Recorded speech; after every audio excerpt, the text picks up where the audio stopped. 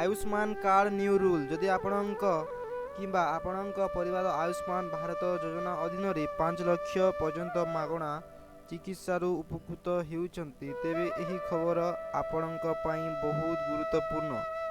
सरकार आयुष्मान कार्ड सहित जड़ित नियम रे बड़ परिवर्तन घोषणा करिसंती। एबे आधार ई केवाईसी बिना नूतन कार्ड प्रदान करा जिवो नाही किंबा पुराना कार्ड रे चिकित्सा गारंटी दिया जिवो नाही।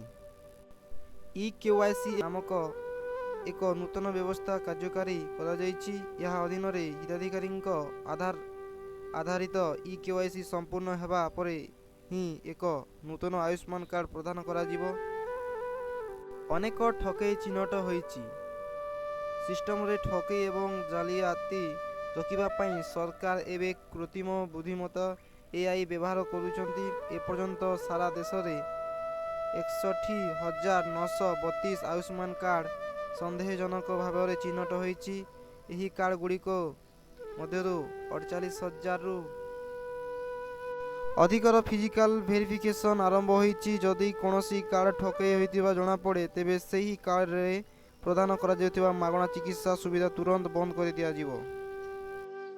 नूतन सदस्यों को जोड़िबा उपरे कटकणा। पूर्वरु आयुष्मान कार्ड रे नूतन परिवार सदस्यों को जोड़िबा बहुत सहज थिला, किंतु वर्तमान सरकार एही प्रक्रिया को यथेष्ट सीमित करिसंती। कार्ड रे मन इच्छा जोड़िबा प्राय बंद होई जाइछि, जहा द्वारा केवल आवश्यक थिबा व्यक्ति माने लाभ पाई पारिबे।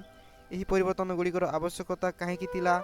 सरकार कहिसंती जे जेउ माने योग्य नहंती से माने मध्य एही योजनार लाभ नउतिले। यह सरकारी कोषागार उपरे बोझ बढ़िथिला एवं प्रकृत रे अभावी लोकंक पाखरे सेवा पहुंचीबार बाधा देउथिला। ठकई को रोकिबा एवं सिस्टम को सुगम करिबा पई एही कठोर पदक्षेप निया जाइछि।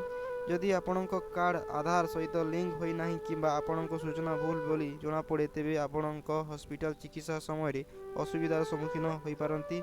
समय मध्य रे आपणक ई केवाईसी स्थिति जांच करबा को निश्चित करंतु। एमिति वीडियो देखिबा पई चैनल को सब्सक्राइब करंतु। धन्यवाद।